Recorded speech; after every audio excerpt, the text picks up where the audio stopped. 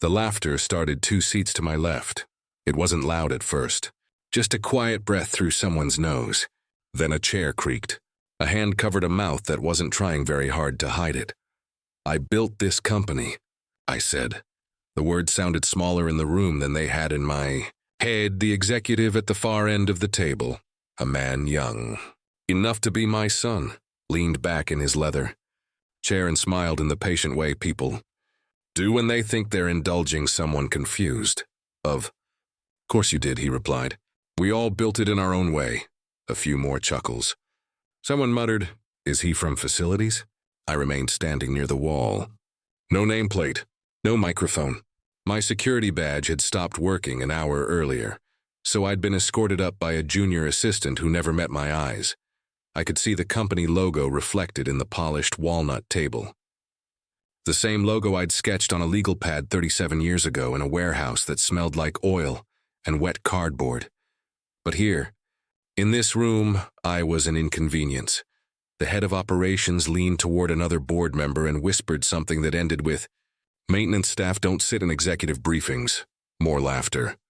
Softer this time, safer. I folded my hands in front of me so they wouldn't see them tremble. Not from fear, but from the strange weight of being erased while still breathing. Then the doors at the back of the boardroom opened. The room straightened as one. The new CEO walked in, measured steps, composed expression, a slim folder tucked under her arm. She took her seat at the head of the table and let the quiet settle. Her eyes moved across the room, taking inventory. They stopped on me. There was a pause. Not long, just long enough. Then she said evenly, "Before we begin, would you please stand?" I was already standing, but something in her tone told me she wasn't asking for posture. The laughter died mid-breath, and that was the moment everything changed. But that's not where this story begins.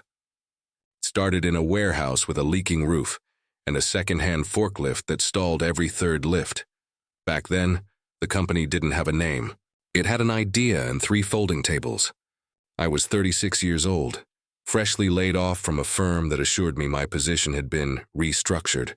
My wife had passed the year before. My son was in college. I had more silence in my life than I knew what to do with, so I filled it with work. I borrowed against the house. I sold my boat. I convinced 2 former colleagues to join me on nothing but deferred salaries, and a promise that if we survived the first year, we'd never work for anyone else again. For months, I unlocked that warehouse before sunrise. I swept the floors myself. I took client calls sitting on an overturned crate. When our first major contract came through, I remember standing alone in that empty space after everyone had gone home, reading the signed agreement over and over under the hum of fluorescent lights. It wasn't just a business. It was proof that I wasn't finished. Growth was slow at first. Then it was steady. Then it was sudden. We moved from the warehouse to a modest office building. Then from that building to a campus. I hired people smarter than me and let them disagree with me. I made mistakes and admitted them publicly. I never raised my voice in a meeting. I never missed payroll. 37 years later, the company employed over 4,000 people. And then, one winter morning, my heart disagreed with my schedule. It wasn't dramatic. No cinematic collapse. Just a pressure in my chest during a quarterly review and a young analyst asking if I was all right because I'd gone pale. The doctor used the phrase warning. Shot, my board used the phrase succession. Planning, they were right. I knew they were right. So I stepped down as CEO. What I did not step away from was ownership. Years earlier, on the advice of a cautious attorney, I had placed my majority shares into a family trust, structured in a way that ensured long-term stability and protected the company from hostile acquisition. It wasn't secrecy, it was stewardship. Publicly, I became founder emeritus, a ceremonial title, a framed photo in the lobby, a paragraph on the website. Privately, I remained the majority voting shareholder. I didn't hide it, but I didn't advertise it either. The documents were clear to anyone who cared to read them. After stepping down, I stopped wearing tailored suits. I found comfort in navy blazers and soft cotton shirts. I came into the office less frequently, sometimes to sit quietly in the cafeteria with a coffee, sometimes to walk the floors unannounced. I liked listening. You learn more when people don't realize you matter. New hires would pass me without recognition. Some assumed I was a consultant. Others thought I was someone's grandfather waiting for lunch. Once a young engineer held the elevator for me and said, "You visiting someone, sir?" "Yes," I told him. In a way, I never corrected them. Respect forced is rarely sincere. Over time, the faces in leadership changed. Promotions, retirements, outside hires with polished resumes and sharper shoes. The company culture shifted subtly. More presentations, fewer conversations, more metrics, less memory. I told myself that was natural. Organizations evolve. Founders are meant to become footnotes. Still, I made a habit of attending the quarterly board meetings as an observer. My voting rights remained intact, though I rarely exercised them. I believed in giving the next generation room to lead. Perhaps I gave them too much room. The executive who would later laugh at me joined the company 8 years after I stepped down. He was impressive on paper. Top MBA, aggressive growth strategies, fluent in the language of efficiency. We spoke only briefly the day he was hired. "An honor to meet you," he'd said, shaking my hand with a grip that lasted half a second too long. "You built quite a platform." I remember noticing he didn't say company, platform. To him, it was leverage. To me, it had been livelihood. In the years that followed, I watched from the edges as revenue climbed and internal politics sharpened. I received quarterly reports from the trust. I signed what needed signing. I stayed mostly silent. I wasn't naive. I knew memory fades quickly in institutions. People rewrite origin stories to suit current leadership. It's cleaner that way. But I believed one thing firmly. The foundation matters even when it's buried. The week before the new CEO announcement, I decided to visit more deliberately. Rumors were circulating about restructuring at the top. Voting blocks shifting, certain legacy structures being reconsidered. I wanted to see the temperature of the room. I arrived on a Tuesday morning with the same leather briefcase I'd carried for decades. The receptionist didn't recognize me. She offered a visitor badge. "That won't be necessary," I said gently, placing my old security card against the scanner. The light turned green. At least, it did that day. I rode the elevator up to the executive floor and stepped into a space filled with glass walls and quiet ambition. No one looked up. I remember thinking, not with anger, just observation, how easy it is to disappear from something you built. What I didn't know then was that someone had already begun helping me disappear. The first time he approached me, he was smiling. It was the kind of smile practiced in reflective surfaces, precise, symmetrical, non-committal. I was standing near the far windows of the executive floor, looking down at the courtyard where a bronze version of our original logo had been mounted years ago. I'd argued against the statue at the time. "I preferred budgets to monuments, sir," he said, stopping just close enough to establish authority without appearing confrontational. "Can I help you find someone?" His tone carried the gentle implication that I was lost. "I don't believe so," I replied. "I was just taking a look around." He followed my gaze toward the courtyard. "It's a beautiful campus," he said. "Facilities does a great job maintaining it." Facilities. "I remember when it was a gravel lot," I said. He gave a polite chuckle. "That must have been quite a while ago." It was. There was a brief pause. He studied my face, searching his mental database. Finding nothing. "I'm Daniel Mercer," he said finally, extending his hand. "Chief Operating Officer." I shook it. His grip was firm, efficient. "I know who you are." That caught his attention. "And you are?" "I'm the founder." I said it without emphasis. Not as a challenge. Just a fact. He blinked once, then smiled again, wider this time. "Of course," he said. "We all like to say that around here." "No," I replied gently. "I mean, I started the company." In '89, another pause. "This one thinner." "Well," he said, shifting his weight slightly. "That's quite a claim." "It's not a claim." He let out a small breath through his nose, almost a laugh, almost not. "Listen," he said, lowering his voice in a tone people use when humoring a relative at Thanksgiving. "We've had a few colorful visitors over the years. Former vendors, early employees, people who feel attached to the origin story. I see. And while we absolutely respect that history, he continued, the executive floor is restricted access. I glanced at the frosted glass offices lining the hallway. My name had once been etched on the largest one. I've had access here for a long time, I said. He nodded sympathetically. I'm sure you have. But policies evolve, there it was. The word that erases without appearing to. Evolve into what? I asked. Into structure, he said smoothly. Into accountability. His eyes dropped briefly to my blazer, my unremarkable shoes. The absence of a visible title. If you'd like, he added. I can have someone from HR help verify your previous association with the company. Make sure you're properly credentialed. Previous association. I still hold majority voting shares, I said. This time he did laugh. Not loudly, just enough. With respect, he replied. Our cap table is quite clear. Is it? Yes. He folded his arms loosely. Founders often retain symbolic equity, but operational control rests with active leadership and the board. Symbolic, I repeated.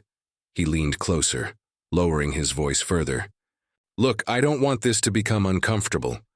There's a big announcement this week. A lot of moving parts.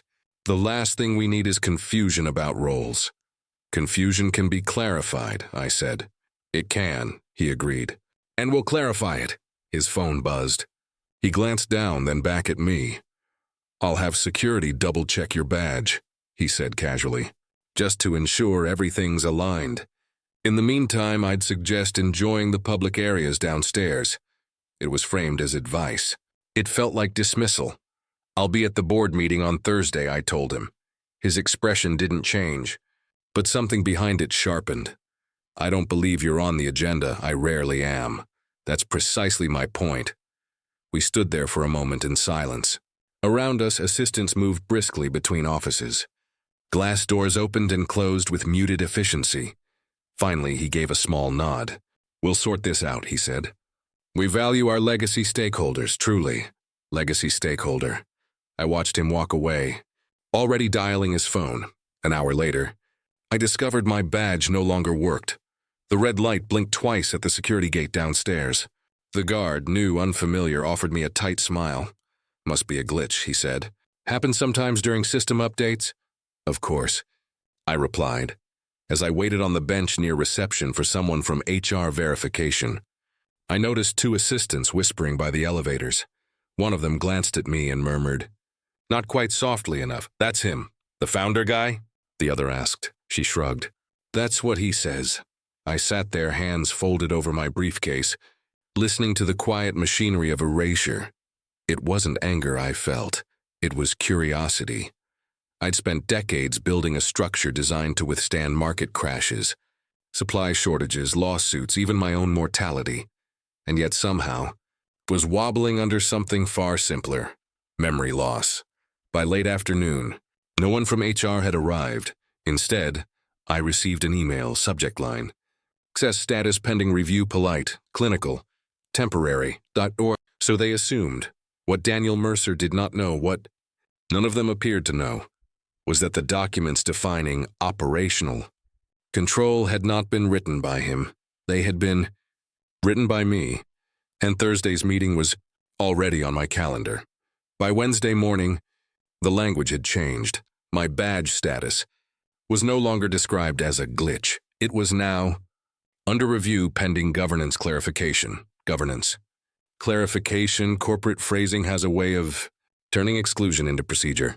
Received a call just after 10 from a young woman in legal whose voice carried the careful neutrality of someone reading from approved lines. Mr. Whitaker, she began, we're conducting a routine audit of legacy equity structures. There appear to be some inconsistencies between the active board registry and certain trust-held shares. Inconsistencies? I asked. Yes, sir. Specifically regarding voting authority attached to Class A founder shares. I drafted the Class A provisions, I said mildly. What seems inconsistent? A brief pause.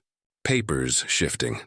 Well, the current board interpretation is that operational authority transferred fully upon your retirement as CEO. Operational authority, I repeated. Not ownership. Correct, she said quickly. Of course, no one is disputing historical ownership. This is simply about active governance participation. And who requested this audit? Another pause. Longer this time? I believe it originated from the office of the COO. Of course it did. After we hung up, I drove, not to the office, but to the small law firm that had handled my estate planning for nearly 3 decades. The building was unremarkable. Brick exterior, brass directory plate, the kind of place that doesn't advertise stability because it assumes it. Thomas Avery met me in the lobby himself. He was older now, slower in his gait, but his mind had not dulled. I was wondering when they'd call, he said as we walked into his office. You were? I asked. They requested copies of the trust documents last week. And I sent the public portions. Not the controlling provisions. I sat across from him. They think my shares are symbolic, Thomas smiled faintly. Most people confuse silence with surrender. He opened a thick folder and turned it toward me. Inside were the original incorporation papers, yellowed slightly at the edges, and the trust amendment we had drafted after my health scare. You remember why we structured it this way? He asked. To prevent hostile takeovers. And to prevent internal ones, he added gently. The trust held 51% of the company's voting shares. Not dispersed, not diluted. Consolidated any restructuring of voting power. Required trustee authorization. Was the trustee, but there was an additional clause. One we'd added quietly when I stepped down in the event of executive misconduct, material misrepresentation of ownership structure, or actions taken to disenfranchise, controlling shares. The trustee retained immediate authority to suspend or remove designated officers pending full board review. Thomas tapped that paragraph with his They've been operating under the assumption, he said, that you preferred ceremonial distance. I did. Preference is not abdication, I nodded slowly. What triggered this? He asked. A conversation about restricted access, I replied, and a belief that I no longer matter. Thomas closed the folder. They're appointing a new CEO tomorrow, he said. An external hire, I'm aware. He studied me carefully. Would you like me to attend? Yes, I said after a moment. But not immediately, he raised an eyebrow. I'd prefer to see how far they intend to go. That afternoon, another email arrived. Subject board attendance clarification it was. Brief, professional, signed by Daniel Mercer due to ongoing governance review. Attendance at Thursday's executive announcement would be limited to active board members and credentialed senior leadership. My name was not included in either category. There was an attachment, an updated board roster. My position had been moved to a separate heading. Founder, emeritus, non-voting. Non-voting, it was almost impressive. The efficiency, no direct confrontation. No formal removal vote. Just quiet reclassification. I read the document twice, not because I doubted it, but because I wanted to understand the psychology behind it. They believed paperwork created reality. They believed that if something was typed in a clean font and distributed in a PDF, it became true. What they hadn't accounted for was that the cleanest document in the company, the one filed decades ago and amended with deliberate caution still, carried my signature in permanent ink. By evening, word had spread internally that the incoming CEO would outline a modernized governance model. During the all-hands meeting, modernized, it's a word that makes displacement sound progressive. I poured myself a glass of water and sat in my study at home. The original warehouse lease framed on the wall behind my desk. The paper was thin, nearly translucent now. The landlord's signature barely legible. Back then, control meant paying rent on time. Now it meant something quieter. I wasn't interested in humiliating anyone. I had no desire for spectacle. But I also had no intention of becoming a footnote in a company whose foundation I had personally guaranteed with my home. I forwarded Daniel's email to Thomas with a single line. Prepare the full trust documentation. Bring certified copies, he replied 5 minutes later. Understood. The next morning, I dressed as I always did. Navy blazer. Light blue shirt. No tie. I placed my old security badge in my pocket. even though I knew it would flash red. Not because I needed it to work, but because sometimes it's important to let people see what they tried to deactivate. By the time I arrived at headquarters, the parking lot was already filling for the announcement. Through the glass lobby doors, I could see employees gathering, unaware that the structure above them was about to be tested. As I stepped inside, the receptionist offered me a polite smile. "Visitor sign-in is to the right, sir." I nodded. "For now," I said. The auditorium had been renovated since I'd last seen it. The old carpet, once a practical gray, had been replaced with something darker, patterned in sharp geometric lines. The stage lighting was brighter.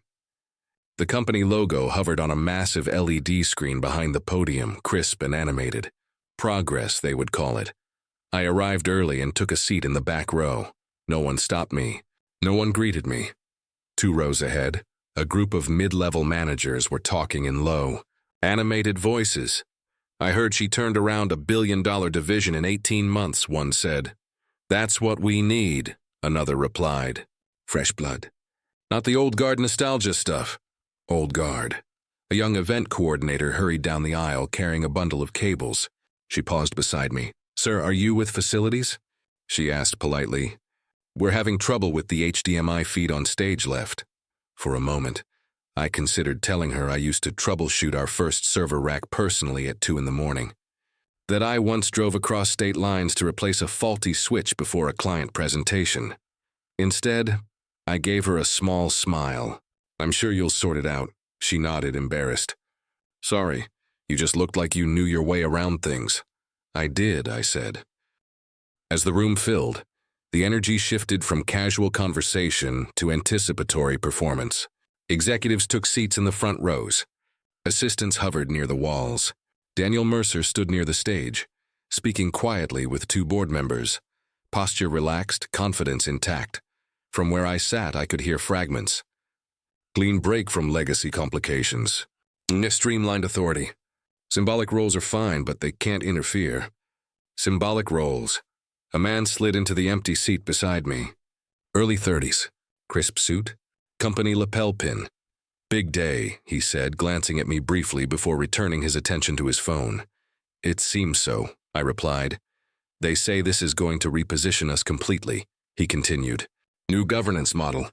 Clearer chain of command. That's important," I said. He nodded. "Apparently, there were some outdated share structures muddying things up. Founder-era stuff." I kept my gaze on the stage. "Muddy," I repeated. "Yeah," he said with a light laugh. "You know how it is. Companies outgrow their origins." Outgrow. The lights dimmed slightly as a technician tested the microphones. Soft feedback hum passed through the speakers. On stage, Daniel adjusted the podium height. "Hard to believe the guy who started this place just faded out," the man beside me added casually. "If he really built it, you'd think he'd still matter." I turned to him then. "What makes you think he doesn't?" I asked. He shrugged. "When's the last time you saw him?" "I suppose that depends where you're looking." He smiled politely, not quite understanding, and stood as someone from his team waved him forward to the reserved section. I remained where I was. From the back, the company looked different, smaller in a way, as if the scale of it depended entirely on perspective. I remembered our first all-hands meeting in the warehouse. 12 employees standing between shelves of boxed inventory. I'd climbed onto a pallet to speak so they could see me. "I don't know exactly where we're going," I'd told them, "but I know we'll go there together." There had been no stage, no lighting cues, just belief. A sudden ripple of laughter broke my thoughts. Near the front, one of the senior vice presidents had turned halfway in his seat, speaking loudly enough for several rows to hear. "I'm telling you," he said. The ghost founder story is my favorite. Every company has one. Some retired guy who claims he built the place. A few people chuckled. Daniel leaned closer to him. "If he built it," he replied dryly, "he'd still have a seat up here." More laughter, quieter, contained. I felt something then, not anger, not quite sadness, recognition. This is how erasure happens, not with hostility. With humor. The auditorium lights dimmed further, signaling the beginning. A hush settled over the crowd. Daniel stepped to the podium. "Good morning, everyone," he began, voice amplified and smooth. Today marks a turning point in our company's history. History. He spoke about growth metrics, about global expansion, about the necessity of modern leadership unburdened by legacy constraints. I listened carefully to each phrase. Unburdened. As he transitioned to introducing the new CEO, I noticed a subtle movement near the side entrance of the stage. Thomas Avery had arrived. He took a seat along the wall, briefcase resting upright against his leg. He did not look at me, but he didn't need to. Daniel concluded, his remarks with a confident smile. Please, join me in welcoming the leader who will define our next chapter. Applause filled the room as the side door opened. The new CEO stepped into the light. She paused briefly, scanning the audience. Her gaze moved methodically from the front rows to the middle, to the back, and then it stopped on me. The applause began to thin, confused by the length of her silence. She stepped to the podium but did not speak immediately. Instead, she leaned slightly toward Daniel and asked something too quiet for the microphone to catch. His expression flickered, just for a second. Then she straightened, eyes never leaving mine. Before we begin, she said calmly into the microphone, I'd like to acknowledge someone in this room. A few executives shifted in their seats. In fact, she continued, Sir, would you please stand? The room began to turn row by row, and once again I found myself on my feet. What most of them didn't see, what made the moment on stage possible, happened 20 minutes earlier, before the applause. Before Daniel's introduction, before the word legacy was used as a polite synonym for obsolete. When I first entered the auditorium, I hadn't gone straight to the back. I'd paused near the side corridor that led to the stage entrance, unsure whether my presence would be challenged. That was when I heard a voice behind me. Mr. Whitaker? I turned. She was standing a few steps away, unaccompanied. No assistant, no entourage. Just a slim folder in her hands and an expression that suggested recognition, rather than curiosity. Yes, I said. She extended her hand. Evelyn Shaw. Her grip was steady, direct. I was hoping you'd come, she added. That makes one of us, I replied lightly. A faint smile touched her mouth. I reviewed the original incorporation documents before accepting this role. Most don't, I said. I do. There was no arrogance in her tone. Just fact. They briefed me on the governance restructuring, she continued. Streamlining, modernization, simplification of founder-era complexities. Complexities, I repeated. She held my gaze. Your trust holds 51% of the voting shares. It wasn't a question. Yes. And you are the acting trustee. Yes. She glanced down the hallway toward the muffled sounds of gathering. Executives. They believe your shares were diluted into non-voting status during your retirement transition. They believe many things. She studied me carefully, as if measuring not my authority but my temperament. Why didn't you correct them sooner? She asked. I wasn't aware they needed correcting. That's generous. I stepped down because I wanted the company to grow beyond me, I said.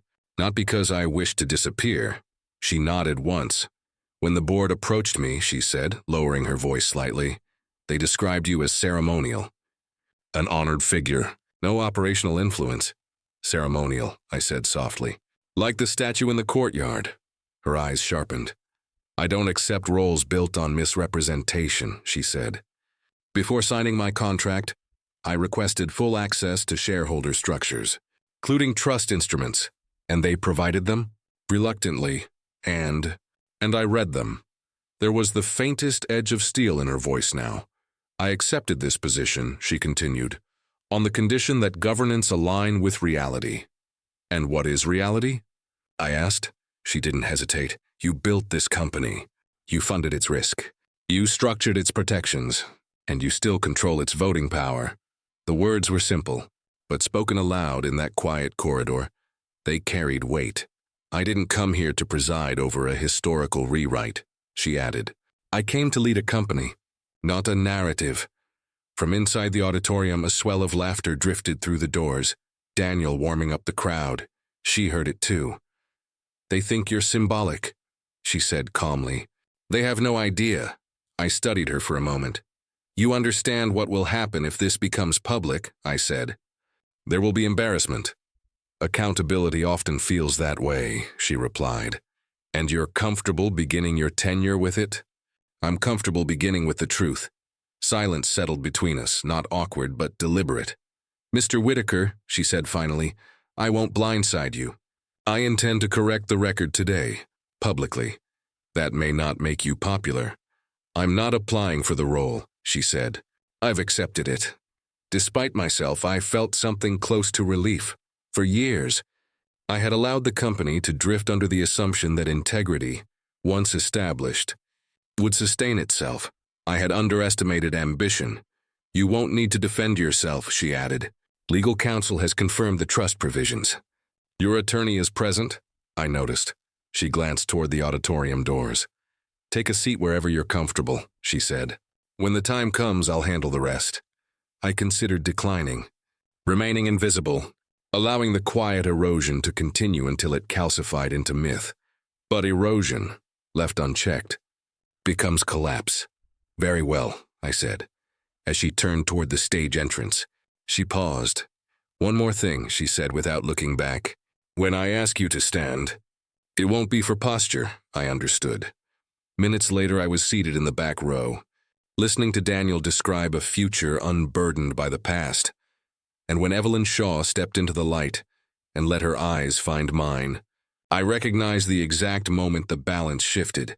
Sir, she said into the microphone, her voice steady and clear, would you please stand? For a moment, no one moved, not because they didn't hear her, because they didn't understand her. I was already on my feet at the back of the auditorium. A few people turned halfway in their seats, assuming she was addressing someone behind them. When they realized she wasn't, a ripple passed through the room, confusion first. Then recognition. Daniel's smile held, but only just. Evelyn stepped away from the podium. I believe, she continued evenly, that before I speak about the future of this company, we should properly acknowledge its foundation. The large screen behind her still displayed the polished animation, prepared for her introduction. It now felt out of place, too rehearsed for what was unfolding. She extended a hand toward me. Mr. Jonathan Whitaker, she said clearly, founder and majority voting shareholder of this company. Silence. It wasn't dramatic. It wasn't explosive. It was hollow. Daniel turned slightly toward her, leaning close enough that his next words didn't fully reach the microphone. Evelyn, he murmured, strained but controlled. That's not accurate under the revised. She didn't look at him. It is accurate, she said, her voice carrying cleanly through the room. I've reviewed the original incorporation documents and the controlling trust structure. Mr. Whitaker retains 51% of the voting shares as acting trustee. A murmur began. Soft, disbelieving, someone near the front whispered. That can't be right, Evelyn continued. Unhurried. Any reclassification of those shares would require trustee authorization. That authorization was neither requested nor granted. All eyes shifted, first to her, then to Daniel. His posture stiffened. There was a governance interpretation, he said, louder now, stepping toward the podium. Upon his retirement as CEO, operational control, Evelyn interrupted gently, is not the same as ownership. The distinction landed with quiet force.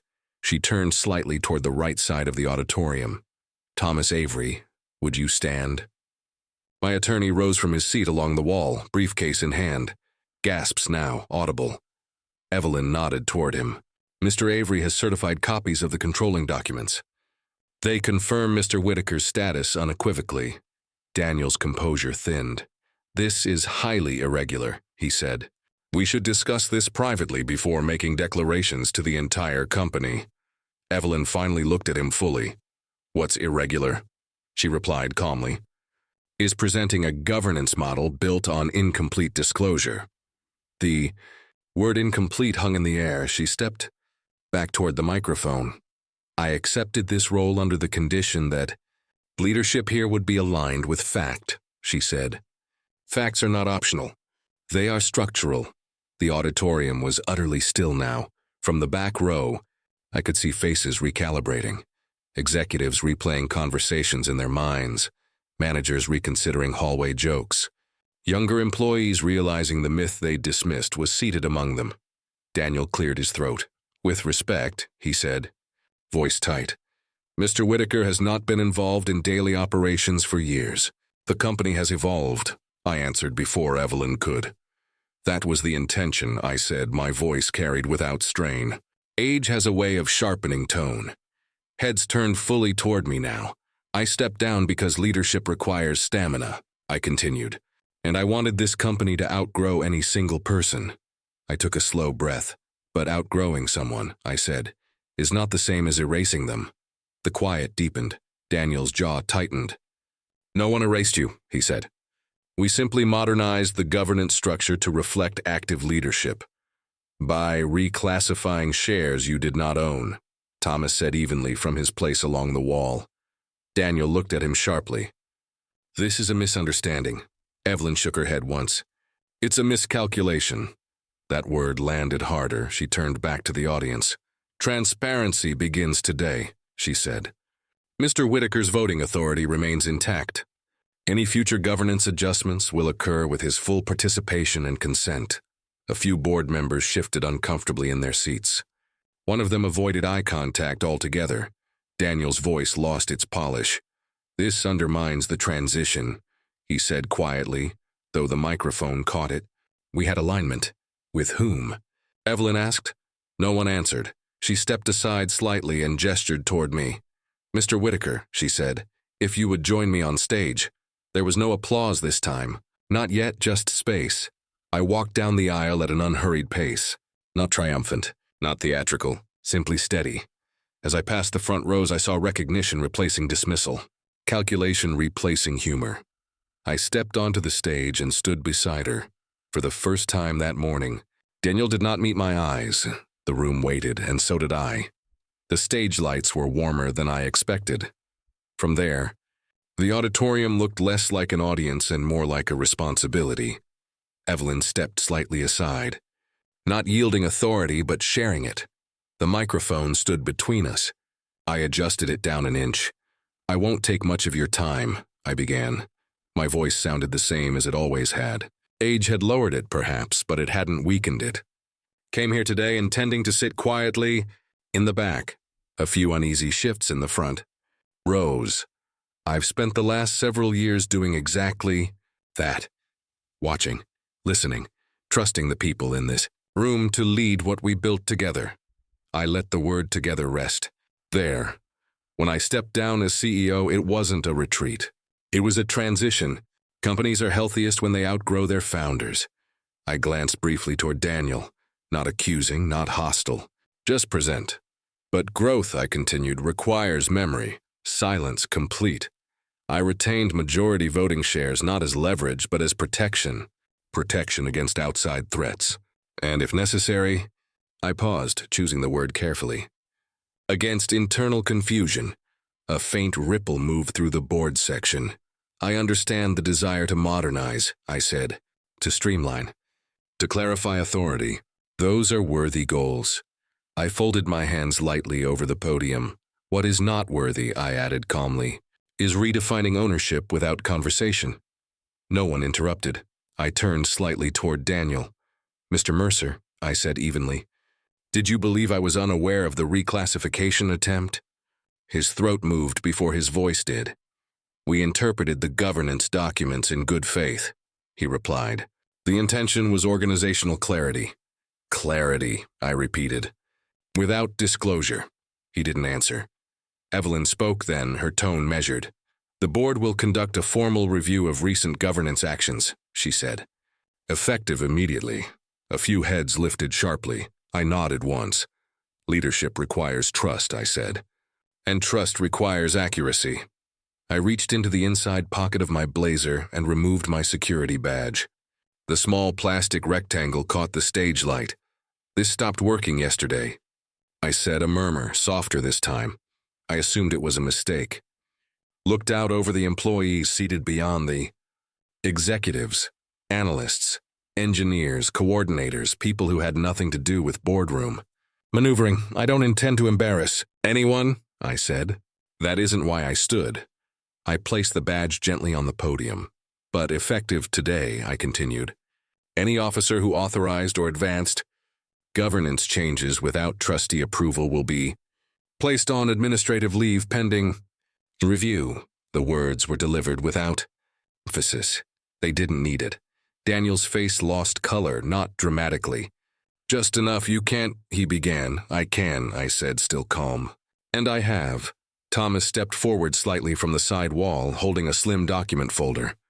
The trust provisions are explicit, he said. Authority is immediate upon determination of disenfranchisement attempt. Evelyn looked toward Daniel. You'll coordinate with legal, she said evenly. Your access credentials will be suspended until the review concludes. It was quiet enough to hear someone exhale in the third row. Daniel glanced around the room, at colleagues who avoided his eyes, at board members suddenly fascinated by their tablets. This is disproportionate, he said. But the certainty had drained from his voice. No, I replied gently. It's procedural. Security personnel, discreet and professional, appeared near the side entrance. Not rushing, not theatrical. Simply present. I turned back to the audience. This company was never built on titles, I said. It was built on work, on risk, on keeping promises. I let my gaze settle on a few of the younger employees in the middle rows. If you remember nothing else from today, I added, remember this. Progress that requires erasing your foundation isn't progress. It's instability. For a moment, no one moved. Then, somewhere in the center of the auditorium, a single pair of hands began to clap. It wasn't enthusiastic. It wasn't defiant, it was respectful. Another joined. Then another. The sound grew, not roaring. Not overwhelming, but steady, measured. I stepped back from the microphone. Evelyn inclined her head slightly toward me. Authority hadn't been seized, it had been restored. The review took 3 weeks. Long enough for speculation to circulate. Not long enough for memory to fade. Daniel Mercer's administrative leave became a formal resignation before the board concluded its findings. The language of the announcement was careful. Strategic misalignment, governance interpretation errors, leadership transition. Corporate phrasing tends to sand down sharp edges. I did not contest it. Public humiliation was never the objective. Correction was, 2 additional board members received formal censure for failing to verify the share reclassification before approving the revised roster. Policies were amended. Governance documentation was redistributed, this time in full, and my security badge began working again. The first time it flashed green, I felt something unexpectedly human, a small, private satisfaction. Not because I needed access, but because the system now reflected reality. Evelyn moved quickly, but without theatrics. She held small group meetings across departments. Not to relive the incident, but to reinforce a principle. Transparency precedes strategy. I attended a few of those sessions quietly. In one, a junior analyst raised her hand. Is it true, she asked cautiously, that you started the company in a warehouse? Yes, I said. She smiled. That's kind of incredible. It was mostly exhausting, I replied. The room laughed softly, not at me, but with me. There's a difference. What struck me most in those weeks was how quickly tone shifted once truth was established.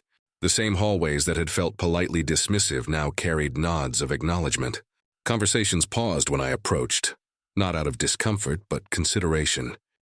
What struck me most in those weeks was how quickly tone shifted once truth was established. The same hallways that had felt politely dismissive now carried nods of acknowledgement.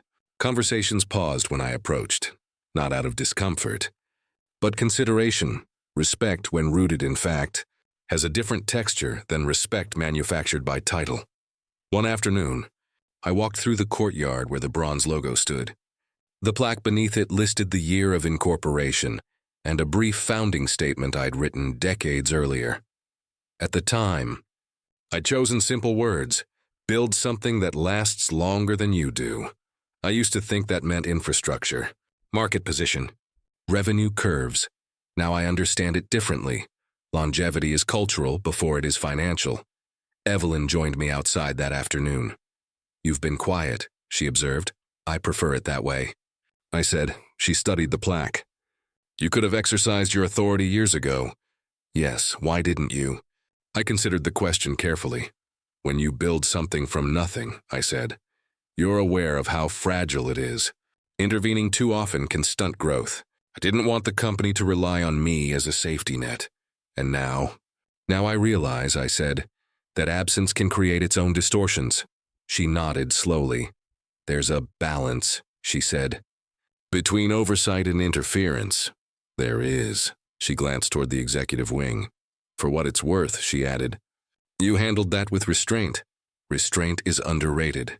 She smiled faintly. It's also powerful. In the months that followed, my involvement changed, but only slightly. I resumed attending board meetings with my vote intact, though I used it sparingly.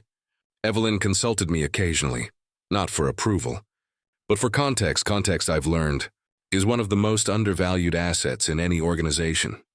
The younger employees began approaching me more openly, not out of obligation but curiosity. Were you ever scared it would fail? One engineer asked during a lunch session. Constantly, I said. What kept you going? I didn't know how to quit responsibly. He frowned slightly. Responsibly? When other people's mortgages depend on your decisions, I explained. Quitting becomes complicated. He nodded as if filing that away for later. I never spoke about Daniel publicly beyond what was necessary. He built parts of the company too. Ambition, even when misdirected, often grows from competence. But competence without humility becomes brittle. The incident was eventually absorbed into company lore, not as scandal, but as correction. New employee orientation now includes a slide on governance transparency. The trust structure is explained plainly, not glorified, not dramatized, just acknowledged. Accuracy is less glamorous than myth, but far more stable. One evening, months after the announcement, I returned alone to the auditorium. It was empty. The stage lights off, the LED screen dark. I walked down the center aisle, the same path I had taken when Evelyn called me forward. From the stage, the seats looked smaller than I remembered. I stood behind the podium once more, resting my hands lightly against the wood. I thought about that moment when laughter had brushed the edges of dismissal. How easy it would have been to respond with anger, to escalate, to humiliate in return. But anger, I've found, rarely builds anything durable. Dignity does. Power exercised loudly often signals insecurity. Power exercised quietly tends to endure. They laughed when I said I built the company, not because they were cruel, because they didn't know. And ignorance, left unchallenged, becomes assumption. Assumption becomes policy. Policy becomes reality unless someone stands. Didn't stand because I needed applause. I didn't stand to remind them of my name.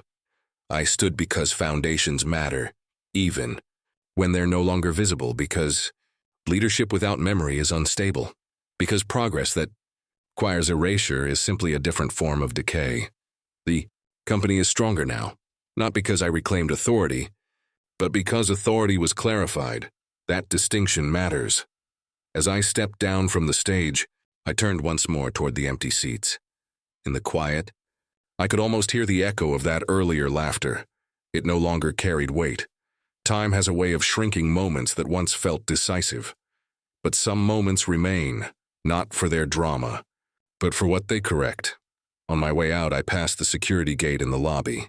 I held up my badge. The light turned green without hesitation. I slipped it back into my pocket and paused briefly at the glass doors, looking out at the campus stretching beyond. 37 years ago, I unlocked a warehouse alone. Today, thousands unlock these doors every morning. That was always the point. I didn't stand because I needed recognition. I stood so they would remember who built the floor they were standing on.